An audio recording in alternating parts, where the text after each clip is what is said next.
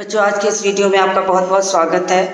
मैं आपको पांडवों की रक्षा की पुनरावृत्ति करा रही हूँ और मैं आपको वहाँ तक की कथा बता चुकी हूँ कि जब वारणावत में लाख के घर में आग लगाई जाती है तो इस बात की जानकारी विदुर को रहती है। उन्होंने एक अपने विश्वास पात्र व्यक्ति को भेजकर लाख के महल से एक सुरंग बनवा दी थी, जो सुरंग गंगा के किनारे जाकर निकलती थी। और भीम ने समय की तलाश करके, उचित समय देख करके उन्होंने एक दिन सबको सुरंग से बाहर निकालते हुए अंततः लाख के महल में आग लगा दी। उस दिन कुंती ने भोज का आयोजन किया था और भोज के बाद वे लोग गहरी नींद में सो गए, पुरोचन भी सो गया। इसी मौके की तलाश में भीम ने उचित समय देखते हुए महल में आग लगाई और माता कुंती को और सभी भाइयों को लेकर वो आगे सुरंग के सहारे धीरे धीरे निकल गए। चलते गए, जंगलों से होते हुए, तमाम कठिन रास्तों से चलते चलते माता कुंती थक जाती हैं तो उन्हें कंधे पे बिठा लेते हैं। दोनों साइड अपनी गोद में दोनों छोटे भाइयों को उठा लेते हैं और बाकी भाइयों का हाथ पकड़ते हुए भीम आगे बढ़ते हैं। बलशाली थे भीम और बलशाली होने के कारण वो बिल्कुल थके नहीं, लेकिन गंगा के किनारे पहुँचते पहुँचते माता कुंती को प्यास भी लग जाती है। और लेकिन गंगा में विदुर ने पहले ही एक नाव की व्यवस्था कर रखी थी, जिसको समझकर विश्वास पात्र व्यक्ति के साथ वे उसमें बैठ करके निकल आते हैं और पहुंच जाते हैं एक चक्रा नगरी। अब यहीं से आज की पुनरावृत्ति शुरू हो रही है, जिसका कि पेज नंबर मैंने पहले ही लिख दिया है। पेज नंबर 24 से आगे चल रहे हैं। 24 से ही मैं शुरू कर रही हूँ आगे की कहानी को बताने के लिए। तो माता कुंती के साथ पांचों पांडव एक चक्रा नगरी पहुंच जाते हैं। एक ब्राह्मण के यहाँ रहने लगते हैं। बहुत थके मांदे थे और ब्राह्मण ब्रह्मचारियों का वेश धरकर वे एक चक्रा नगरी में एक ब्राह्मण के यहाँ रहने का स्थान पा जाते हैं। माता कुंती के साथ पांचों पांडव एक चक्रा नगरी में भिक्षा मांगकर अपना गुजर बसर करने लगते हैं, समय व्यतीत करने लगते हैं। भिक्षा के लिए जब पांचों भाई निकल जाते तो कुंती का जी बड़ा बेचैन हो उठता। वह बड़ी चिंता से उनकी बाट जोहती रहती। उनके लौटने में जरा भी देर हो जाती तो कुंती के मन में तरह तरह की आशंकाएं बैठ जाती। माँ थी और इतनी विपरीत परिस्थितियों में लेकर प्रारंभ से कुंती ने बच्चों को पाला था। यहाँ की हर तरह से राजा पांडु की मृत्यु के समय से ही उन्होंने माद्री पुत्र और स्वयं के पुत्रों को लेकर 16 वर्षों तक जंगल में ही पाला पोसा। युधिष्ठिर जब 16 वर्ष के हुए तब लेकर वो हस्तिनापुर जाती हैं। तो उनके प्रति भय होना भी बिल्कुल स्वाभाविक था। जब कभी वो पांचों भाई निकलते तो वो घबरा जाती, डर जाती, जब तक कि वो लौट ना आते। पांचों भाई भिक्षा में जितना भोजन लाते कुंती उसके 2 हिस्से कर देती। कारण क्या था कुंती का भोजन का 2 हिस्सा करने का? उसका कारण ये था कि भीम जितने बलशाली थे उतने ही बहुभोजी भी थे, यानी उन्हें अधिक भोजन की आवश्यकता होती थी। ये बात माता को पता थी, तो वो जितना भी भोजन आता था उसको 2 हिस्सों में बांटती थी। उसका एक पूरा हिस्सा भीम को देती थी और बाकी जो बचा हिस्सा था उनमें बाकी चारों भाई और स्वयं खाती थी। तो बाकी आधे में से उनका 5 हिस्सा होता था, चारों भाई और खुद का। फिर भी भीमसेन की भूख तो उतने से खत्म होती नहीं थी। वो हमेशा भूखा ही रहता था और धीरे धीरे भूख पूरी न होने के कारण वो कमजोर होने लगे। भीमसेन का यह हाल देखकर कुंती और युधिष्ठिर को बड़ी चिंता होने लगी कि भीम का तो पेट ही नहीं भर रहा है, थोड़े से भोजन से तो भीम का पेट भरता नहीं था। सो भीमसेन ने एक कुम्हार से दोस्ती कर ली। उसने मिट्टी आदि खोदने में मदद करके उसे खुश किया कि मैं तुम्हारी मिट्टी आदि खोद दूंगा। कुम्हार भीम से बड़ा खुश हुआ और एक बड़ी भारी हांडी बनाकर उसको दी। भीम उसी हांडी को लेकर भिक्षा मांगने के लिए निकलते थे। यानी भीम को अधिक भोजन की आवश्यकता थी, तो कुम्हार की दोस्ती से उन्हें लगा कि कुछ मदद मिलेगी और उसी हांडी को लेकर भिक्षा के लिए वो निकलने लगे। उनका विशाल शरीर और उसकी वह विलक्षण हांडी देखकर बच्चे जो रहते हंस हंस कर लोटपोट हो जाते, उन्हें आश्चर्य लगता। एक दिन चारों भाई भिक्षा के लिए गए। अकेला भीमसेन ही माता कुंती के साथ घर पर रहा। इतने में ब्राह्मण के घर के भीतर से बिलख बिलख कर रोने की आवाज आई। अब चारों भाई भिक्षा के लिए चले जाते हैं। अकेला भीमसेन माता कुंती के साथ रुक जाता है।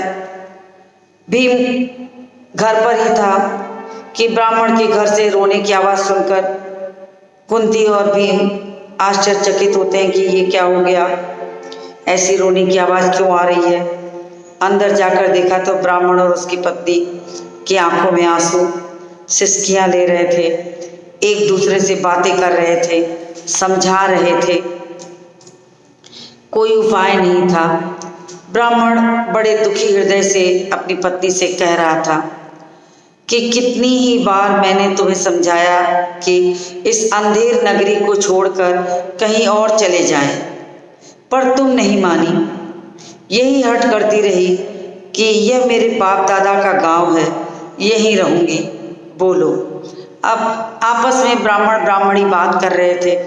ब्राह्मण की इच्छा थी कि वो वहाँ से अपनी ब्राह्मणी और पूरे परिवार को लेकर कहीं दूर जाके रहने लगे, क्योंकि वो जहाँ रहता था वहाँ अंधेर नगरी थी, वो वहाँ कोई नियम कानून नहीं था। लेकिन ब्राह्मणी कभी मानती नहीं थी, तो ब्राह्मण के कहने पर वो वहीं रुकी रही। और ब्राह्मण कहता है कि बोलो, अब क्या कहती हो, अपनी बेटी की भी बलि कैसे चढ़ा दूं और पुत्र को कैसे काल कवलित होने दूं। कहने का मतलब कि अब तो बारी आ गई उनके मरने की।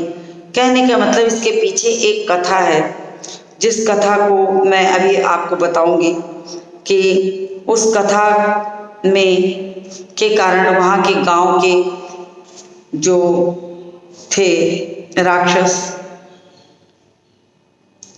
अंत में वे कहते हैं, ब्राह्मण कहता है कि मैं अपने पुत्र पुत्री को अब बलि चढ़ाने की बारी आ गई है, मैं कैसे बलि चढ़ा दूं। इन अनाथ बच्चों का भरण पोषण कौन करेगा। अगर मैं जाता हूं तो इनका भरण पोषण कौन करेगा। कुछ करने से तो अच्छा उपाय यह है कि सभी एक साथ मौत को गले लगा लें, यही अच्छा होगा। कहते कहते ब्राह्मण से सकने लगता है, क्योंकि आज उसकी बारी आ गई थी मृत्यु के मुंह में जाने की। तो अपने परिवार के दुख को देखकर वो सिसक कर रोता रहता है। ब्राह्मण की पत्नी रोती रोती बोली, प्राणनाथ, मुझे मरने का कोई दुख नहीं। मेरी मृत्यु के बाद आप चाहे तो दूसरी पत्नी भी ला सकते हैं। अब मुझे प्रसन्नता पूर्वक आज्ञा दें ताकि मैं राक्षस का भोजन बन सकूं। अंत में उसने स्वयं को तैयार किया। ब्राह्मणी कहती है कि आप बच्चों की देखरेख करो, घर में रहो और बच्चों की देखरेख करो, और मैं आज राक्षस का भोजन बनने के लिए जाती हूँ और मेरी मृत्यु के बाद चाहना तो तुम विवाह भी कर लेना। पत्नी की ये व्यथा भरी बातें सुनकर ब्राह्मण से न रहा गया। वह बोला, प्रिय, मुझसे बड़ा दुरात्मा और पापी कौन होगा जो तुम्हें राक्षस की बलि चढ़ा दे और खुद जीवित रहे। अब ब्राह्मण ब्राह्मणी को रोक रहा है, ब्राह्मणी ब्राह्मण को रोक रही है। कहने का तात्पर्य एक दूसरे की सुरक्षा के लिए दोनों तैयार थे कि किसी तरह प्राणों की रक्षा हो जाए। तो माता पिता की इस तरह की बातें सुन के ब्राह्मण की बेटी से न रहा गया। वो करुण स्वर में कही, पिताजी, अच्छा तो यह है कि राक्षस के पास आप मुझे भेज दें। अब पूरे ब्राह्मण परिवार में ये था कि सब एक दूसरे के लिए त्याग करने को तैयार थे। ब्राह्मण सोचता था कि मैं चला जाऊंगा तो ब्राह्मणी पूरे परिवार को पाल लेगी। ब्राह्मणी कहती है कि मैं चली जाऊंगी तो ब्राह्मण पूरा परिवार पालन पोषण कर सकता है। माता पिता की बातें सुन के उनके बच्चे तैयार होते हैं कि मैं चला जाता हूँ, सारी समस्या की जड़ ही खत्म हो जाएगी। तो अंत में सबको रोता देख के ब्राह्मण का नन्हा सा बालक पास पड़ी हुई एक सूखी सी लकड़ी उठाता है और घुमाता हुआ बोला, उस राक्षस को तो मैं ही इस लकड़ी से इस तरह से जोर जोर से पीट कर मार डालूंगा। तो बच्चे, यानी कि कहने का मतलब कि सभी चाहते थे कि उस राक्षस को मार दें। उस राक्षस के यहाँ वो पूरे गांव को खा जा रहा था, तो बारी बंधी थी उसके पास जाने की। और आज ब्राह्मण परिवार की बारी आ गई थी। तो कुंती खड़ी खड़ी ये सब बातें सुन रही थी, देख रही थी। अपनी बात कहने से का उसने ठीक मौका देखा। वह बोली, हे ब्राह्मण, क्या आप कृपा करके मुझे बता सकते हैं कि आप लोगों के इस असमय दुख का क्या कारण है। तो उन्होंने बताया कि ब्राह्मण कुंती ने जब पूछा कि आप इतने दुखी क्यों हैं, क्यों आप राक्षस के पास जाना चाहते हैं, क्यों पूरे परिवार को नष्ट करना चाहते हैं। तो ब्राह्मण ने कहा, देवी सुनिए, इस नगरी के समीप एक गुफा है जिसमें एक बक नाम का राक्षस है, बकासुर। आपने नाम सुना होगा, कहानी को मैंने इसीलिए रोक के रखा था, बताया नहीं था कि बकासुर नाम के राक्षस का नियम ये था कि वो राक्षस पूरे गांव के लोगों को खाता था। तो लोगों ने ये सहमति से निर्णय किया और बारी बांध ली कि हम एक एक करके राक्षस का भोजन बनने के लिए स्वयं जाएंगे। और हर दिन गांव का कोई एक व्यक्ति जाता था। उस दिन उस ब्राह्मण परिवार की बारी थी, किसी न किसी को जाना ही था। भोजन लेके जो जाता वो भोजन सहित उस व्यक्ति को खा लेता। तो बकासुर नाम के अत्याचारी राक्षस है। पिछले 13 वर्षों से इस नगरी के लोग पर वह बड़ा जुल्म कर रहा है। यानी बकासुर को जुल्म करते हुए 13 वर्ष बीत गए थे। बकासुर इसी बक नाम का असुर था, इसलिए इसका नाम बकासुर था। पिछले 13 वर्षों से अत्याचार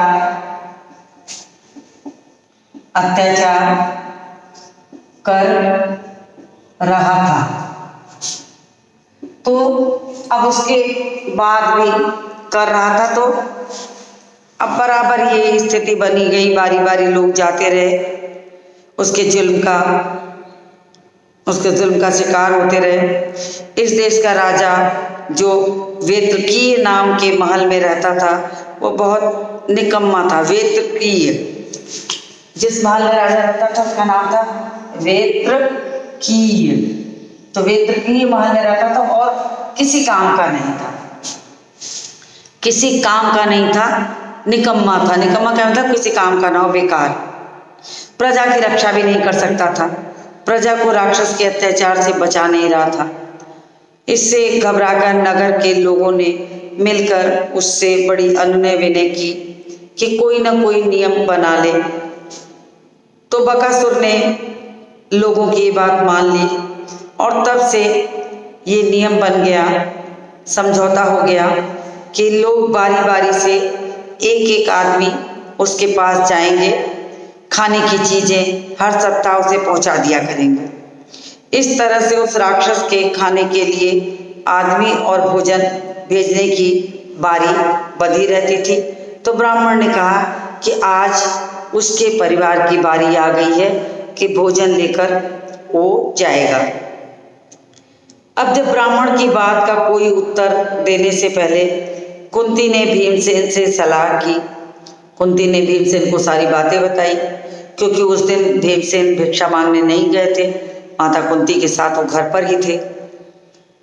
उसने लौटकर कहा, विप्रवर, तब सलाह मशवरा के बाद भीम जो रहते हैं वो ब्राह्मण के पास जाते हैं और कहते हैं, ब्राह्मण आप इस बात की चिंता छोड़ दें, मेरे 5 बेटे हैं, उनमें से एक आज राक्षस के पास भोजन लेकर चला जाएगा।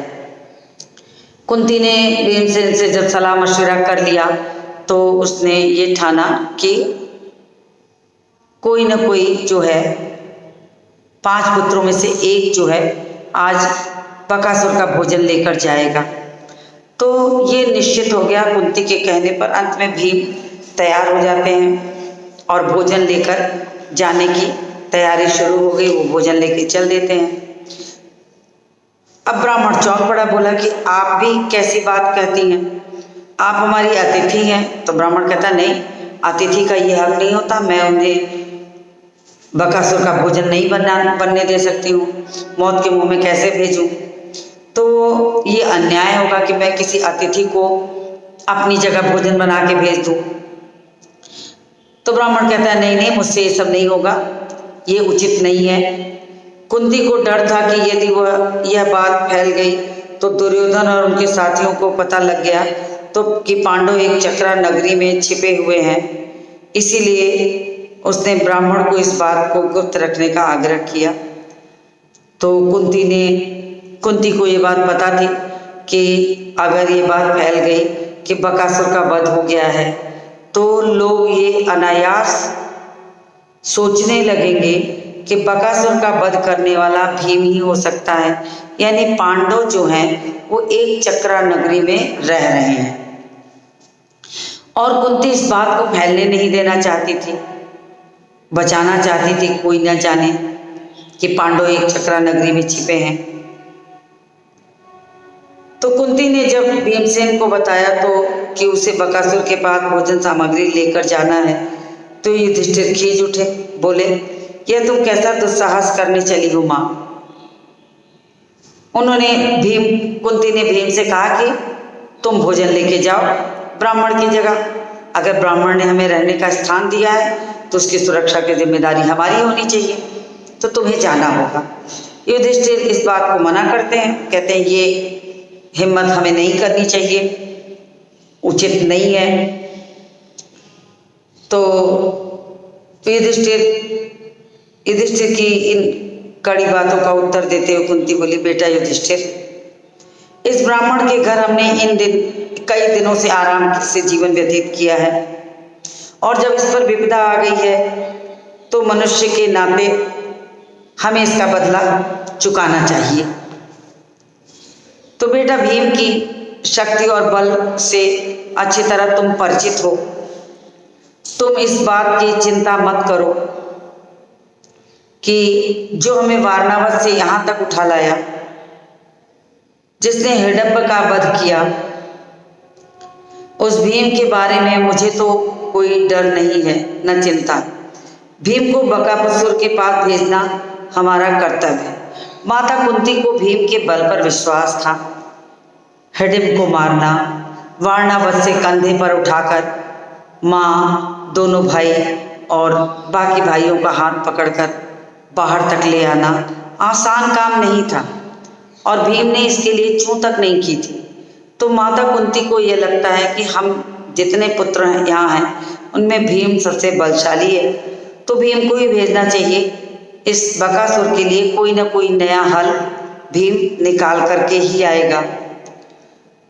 तो शहर के लोग भी तैयार हो गए और अंत में भीम जाने को तैयार हो गए। इसके बाद नियम के अनुसार नगर के लोग खाने पीने की चीज़ें गाड़ी में लाकर रख कर भरना शुरू कर देते हैं।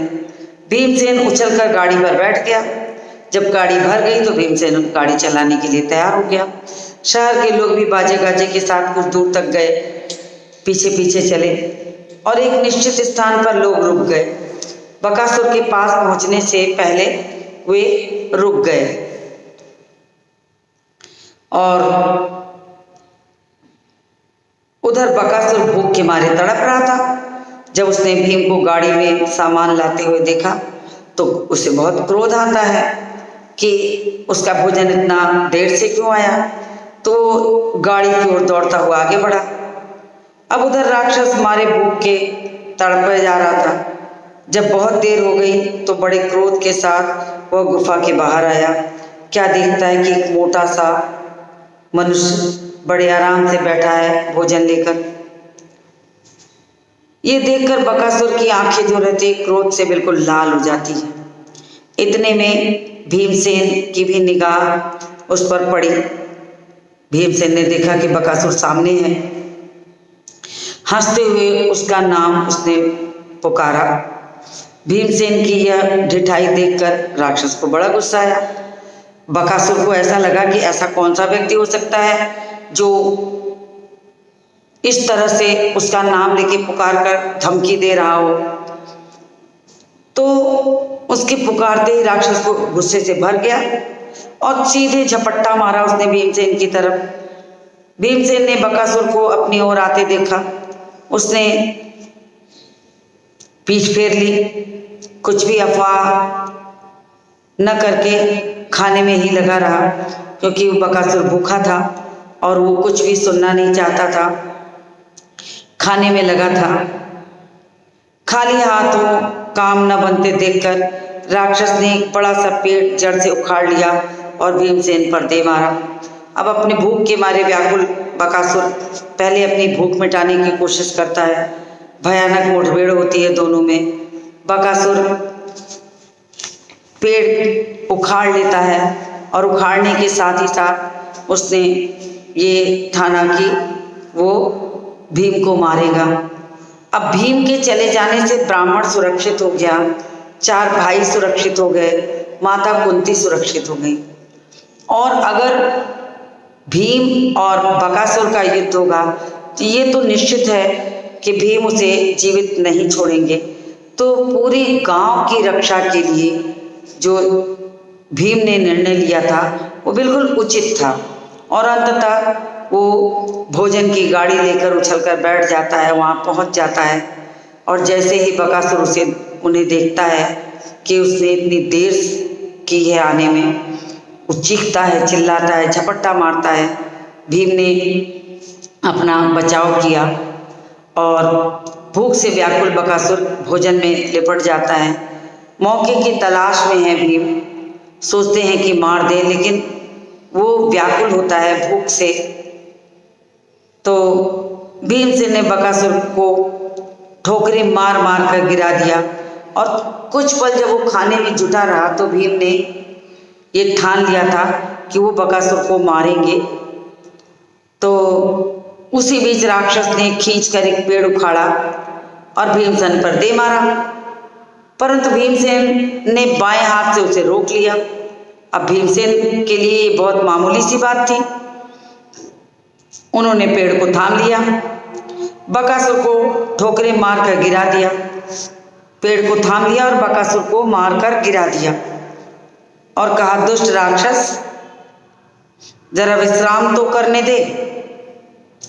तो भीम ने बकासुर को ललकारा कि तुम क्या इस खेल हंसी खेल समझते थे इस चीज को? अब तो तुम्हारी मृत्यु सुनिश्चित है। तू मुझे जरा विश्राम तो कर लेने दे, मैं तुम्हारी वो हालत बनाऊंगा कि इतने दिनों तक तुमने जो गांव को सताया है वो तुम्हारे समझ में आ जाएगा। तो दुष्ट राक्षस, जरा विश्राम तो करने दे। तो भीम ने ऐसा कहा। थोड़ी देर सुस्ताकर भीम ने फिर कहा, अच्छा अब उठो। और उसने भीमसेन ने राक्षस को उठाया और ठोकरें हुए मारना शुरू कर देता है, लगातार ठोकरें मारता रहता है। इस तरह बार बार पछाड़ खा खा के राक्षस जो रहता है वो जमीन में गिर पड़ता है। आखिर भीम ने उसे मुंह के बल गिरा दिया। लातों से घूंसों से मार मार के भीम ने बकासुर को जमीन पर पटक दिया। घुटनों से इतनी मार मारी कि उसकी रीढ़ की हड्डी टूट गई। राक्षस पीड़ा से करा रहा था, चिल्ला रहा था, चीख चीख कर उसने अपने प्राण त्याग दिए। कहने का तात्पर्य कि भीम ने मारते मारते बकासुर को वो हालत कर दी कि उसके लातों और घूंसों के बीच ही उसके प्राण पखेरु जो रहते हैं वो उड़ जाते हैं, अर्थात वो मृत्यु को प्राप्त कर लेता है। अब भीम ने क्या किया कि उसकी लाश को पांवों से पकड़ा, घसीटना शुरू किया और सीधे कहाँ ले आए, नगर के फाटक पर जाकर पटक दिया। फिर उसने घर आकर माँ को सारा हाल बताया। अब देखिए, बकासुर को मारने के बाद उसने उसे घसीटते हुए नगर के द्वार तक ले आने की कोशिश की। ले आता है, वहाँ पटक देता है और खुशी के मारे फूलता समाता पांव पटकता हुआ भीम झोपड़ी की ओर बढ़ जाता है। तो अतिथि होने का जो वास्तव में उन्होंने धर्म निभाया, माता कुंती ने जो ब्राह्मण परिवार की रक्षा की, और ब्राह्मण परिवार की क्या कहें, पूरे गांव की रक्षा की बकासुर से। क्योंकि बकासुर का तो नियम ये था कि वो एक एक करके एक एक राक्षस को भोजन लेके उसके पास उसका निवाला बनने के लिए जाना पड़ता था। तो ये चीज़ देखने को मिली। लेकिन ब्राह्मण के आपसी वार्तालाप, उनके रोने और कलपने विलाप करने को जब माता कुंती ने सुन लिया तो वो कैसे न ब्राह्मण परिवार की रक्षा करती। उन्हें लगा कि उनके पास 5 पुत्र हैं, इस ब्राह्मण ने उन्हें स्थान दिया था, खाने के लिए भोजन दिया, रहने की जगह दी, तो उन्हें उसकी मदद किसी भी रूप में करनी चाहिए।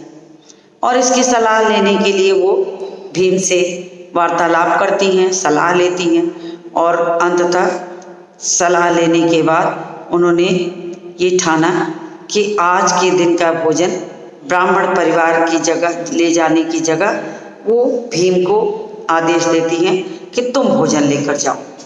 और भीम के लिए कोई बहुत बड़ी डर की बात तो थी नहीं, वो बिल्कुल तैयार हो जाते हैं। उन्हें लगता है कि चलो इससे अच्छा मौका क्या होगा, और वो गाड़ी में सारा सामान भर के उस पर बैठते हैं और हाँकते हुए पहुँचते हैं। जैसे ही बकासुर को पता चलता है कि भोजन लेकर एक चक्रा नगरी से आ गया कोई, तो भोजन भेजने में विलम्ब हो गया था, तो वो बहुत गुर्राता है, बहुत चिल्लाता है और भोजन देर से लाने के लिए वो भीम पर झपट्टा भी मारना चाहता है, परंतु उसे बहुत भूख लगी रहती है और वो अंततः भोजन देखकर उस पर टूट पड़ता है और भोजन करते करते ही उसने हर तरह से भीम ने उसको लातों से घूंसों से आक्रमण करना शुरू कर दिया। इस बीच में बकासुर ने एक पेड़ उखाड़ा और भीम पर फेंक दिया और भीम ने तो अपने आप को बचा लिया, लेकिन दोनों में भयानक युद्ध हुआ, बहुत मुठभेड़ हुई। भीमसेन इतने बलशाली थे कि ठोकरी मार मार करके वे बकासुर को मार डालते हैं। बीच बीच में वो रुक जाते थे और कहते थे, दुष्ट राक्षस जरा विश्राम तो कर लेने दे, यानी थोड़ा तो मुझे आराम कर लेने दे, मैं फिर तुम्हें बताता हूँ। ऐसा कह करके वो थोड़ी देर सुस्ताते और फिर भीम बकासुर की ओर बढ़ते। चलो फिर उठो, अब उठो। बकासुर भीम के साथ लड़ने लगे और अंततः इतनी ठोकर मारी कि वो पछाड़ खा खा कर राक्षस जो उठता और गिर जाता। भीम ने उसे मुंह के बल गिराया, पीठ पर घुटनों से टेक दिया, उसकी रीढ़ की हड्डी तोड़ दी। राक्षस पीड़ा से चिल्लाता रहा। जब उसके प्राण पखेरु उड़ गए तो उसे घसीटते घसीटते वो वापस नगर के फाटक के पास लाकर पटक देता है और भीम अपनी माँ को सारा हाल बताते हैं, क्योंकि वो माँ के कहने पर गए थे। तो इस तरह से पांडवों की रक्षा कितनी तरह से हुई। वारणावत ने लाख के घर से विदुर ने बचाया, सुरंग बना के निकाला। फिर वो चलते चलते एक चक्रा नगरी में पहुंचे तो उस पूरी एक चक्रा नगरी को भीम ने, ब्राह्मण परिवार ने शरण दी थी तो उनसे बचाया, उनकी हत्या की और ला करके ब्राह्मण परिवार के साथ साथ पूरे एक चक्रा नगरी को सुरक्षित किया। तो ये कहानी यहाँ समाप्त होती है। अब इसके आगे का जो पार्ट है वो द्रौपदी स्वयंवर है कि कैसे वो द्रौपदी को जीत कर लाते हैं, कैसे ये कहानी आगे चलेगी। तो आज के इस वीडियो को यहीं समाप्त करती हूँ और मिलती हूँ आपसे अगले वीडियो में।